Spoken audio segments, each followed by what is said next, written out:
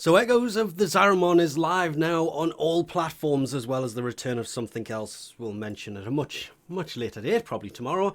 And the best thing about this update isn't the fact that there are 2 new Incarnate Weapons. It's a fact that if you go to the Warframe's main website, the update they are advertising is Angels of the Zariman, available now on all platforms. Pretty sure this is a follow-up to that, because, well, Echoes comes after the Angels. So I don't know why this hasn't been changed. Stupid thing to start on, I know, but it just made me laugh when I came here and it still said Angels of the Zariman, even though it says Echoes of the Zariman there. Main reason the Dog Days of Summer thing is going to kind of be postponed till later is, yeah, it's not live and there is honestly other things more important than that right now. And it basically starts very, very shortly, to the point of there will be a follow-up to this as for what happened in the Summer Game Fest coming soon. But 31.6 has brought a few really useful things. And the main one of all is there is a new landing craft. Yes, this is in fact the landing craft. We will go and have a closer look at it, but it does look a little bit nicer now. The air support for this will make rare resources within a 150 meter radius appear. Probably comes up on the minimap, not really sure, but the only way to get this, is to buy it with platinum. Sadly, and I'm literally looking through the release notes, it says to acquire it, you can only purchase it via the in-game market. For now, they will probably put it elsewhere, and there is also, for some other reason, 4 skins that go with it. This was unnecessary. It really was. People would buy this without that because you can get platinum through trading and lots of other things, and it just allows people to have a different ship. They haven't been able to have a different ship in a long time. They need to get on to making new ships. But just for scaling, we have the normal Lisette, and then this thing. The Nightwave ship, and then this thing. How about the Scimitar, and then this thing. The Mantis, and then this thing. Oh, the Xiphos. I can't really use that for scaling because I used to glitch a long time ago. There was a bug a long time ago that allowed you to put other skins onto crafts, and most of them have been fixed. I refuse to fix that one.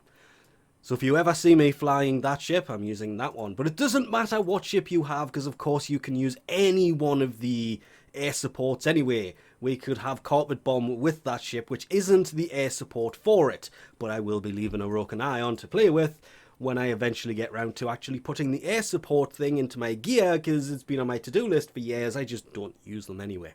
Not really sure what happened to the Loke mission, because we still have the Void Cascade, the Void Flood, and the Void Armageddon, and then there's the Mobile Defense and the Exterminator that were there before. Unless I'm missing a node here, I just don't know, but let's head in so... No, that's a shame.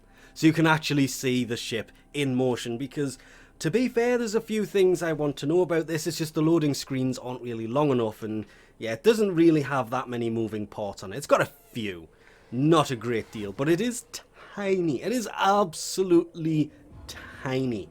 I mean, it is basically the ship to the right and to the left as you are looking at this screen. Hence, we are here to have a look at them for very quickly while going to look at other things. It just looks so tiny on the end of there, but it is basically the landing craft that is sitting when you enter the Zariman. And we know what the inside of it looks like, because the one off to the side you can get into and, more importantly, see out of. I would have loved for them to have had a little hidden Easter egg here where you can come in and, you know, press X on this and be able to sit down in the cockpit of a landing craft. Or even just one of the back seats would have been about the same. But of course you can also see in, it's just... You can see the fire coming from Blazing Steppe ephemera I have equipped, but this is now the new landing craft that is sitting right there, that we will have one quick look at Because if we travel to Cavallero, he has something new as well. Go to Browse Wares and, oh wow, this is a thing. There is new sigils. There is two new Incarnate Weapons. We'll get onto those in a second. There is the Amp Arcane Adapter. It basically fuses an amp, fused with an amp, to unlock a secondary arcane slot. That's going to be very useful. More importantly, there is two new ephemeras. Yes. The wrapped wing. I really like that. The arms move with your frame.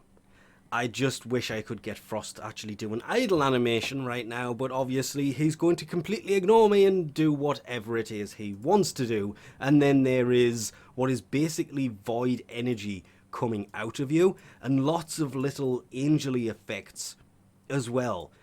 I love that void energy, the way it's coming out of the frame. It makes the frame look, I'm not going to say infected, but yeah, I really like that. That's probably the first one I'm going to go for. But of course, first we do have two new Incarnate Weapons. There is the Inadum. This is a single dagger that, to be fair, doesn't look too bad stat-wise, but in its Incarnate form will turn into a single-handed sword. Love that feature. This I was looking forward to. Not as much as I was hoping it was going to be a dual-wielding one. As soon as they said dagger, I was like, yes, dual-wielding. Nope, singular. And it turns into a single longsword by the looks of it. But what about the Fairlock? Because we can finally actually see this thing in game. It's an automatic shotgun. Move over, Ball Prime. Saw Primer too. Tigress, will it be going after you too? Time will only tell. Costs about the same to build it, but is actually cheaper because it uses the Void Gel oil, but does cost more standing to get a hold of. This thing, however, I'm picking this thing up first no matter what. Expect that probably 2 videos from now, obviously, because we have the whole Days of Summer coming, but this thing, yeah, the Fairlock's shotgun, when it turns into its Incarnate form, becomes a powerful pair of pistols. Yes, it's a shotgun that becomes a pair of pistols. There are new arcanes and everything else that have been added here that they really want people to kind of start to use. As you can see, you can actually get all of these incarnons by playing the missions. I'm sorry, that right there is stupidly tempting. Especially since it's, I'm not doing the math on 0.24% ability strength times 250. It's not actually massive amounts of damage here, but it is ability strength without using a mod. This has basically become one of the must-use augments for a Warframe. And if you would like to get enough standing to do this really quickly, you can come and see Yonta and go to Trade for Void Plumes. Because what they have now allowed you to do is, well, to be fair, they're not even in order. You can buy Void Plumes. The Void Plume down is bought using Incarnate Lanthorns and the Void Gel. The veins can be turned into crests, and that is it. You have to buy them using Thrax Plasm, Incarnate Lanthorns, and Void Gel orbs. While we're on about Incarnate Weapons, they have changed the little image on the inside, so it's not just a full bar. It turns into a little image that actually notifies you. It also plays a very audible note. As somebody who doesn't play with sound, I notice this. As you can see, that Amp Arcane will unlock the locked little arcane for your amp. It literally does exactly what it sounds like it's supposed to do, which is great because I would love to make my amp just a little bit stronger. If you are still farming the bounties for the weapons, well, they have made a couple changes here. They've added a new one. This is taking the Hesper and making it easier to get a hold of. Now you understand the video from yesterday. Meaning the Airlax and the Hesper have been separated, which means there's more rewards to be had as well. Kind of wish they'd done it a little bit better, and not to mention the fact that, well, I found out what the new mission type is, but if we just... I really don't want to jump into a mission right now, so... There it is. If you activate a bounty, you don't have to run 200 meters anymore. This is here. You can jump into this, and it will take you straight there. And when you come out of it, there will be another one that takes you straight there. The Loke Surge are the hands that stick out of the floor that will cast temporary buffs, perks, whatever you want to call them. The secondaries have guaranteed raid crits. That's going to be very useful. Any health orb picked up grants 25% health to the rest of the mission. Yeah. Yeah. I know it's temporary, but it says for the rest of the mission. So if you can get that one several times, that would be huge. Any energy orb picked up grants 1 energy per second for the rest of the mission. That is energy regeneration, 1% lifesteal, no energy cost on abilities, and increased casting speed. That right there, that is why they are temporary 45-second buffs that you can activate once every, I do believe they said 10 minutes, but it's kind of not here anymore, the time-wise. 200% extra affinity gain, 200% extra, just have to say it again, affinity gain, and infinite ammo and 50% fire rate. Kind of a shame, they only last for 45 seconds.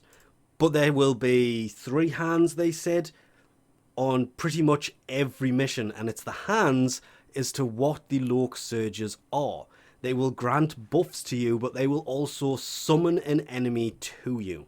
And there is actually so much more. I'm just going to have to end this kind of sooner rather than later, because there's one last thing I want to show. The amount of fixes in this are downright insane. I love the change to the Requiem that basically has it moving from one to the other, to the other, to the other, to the other, because it's one Requiem that basically does all of them.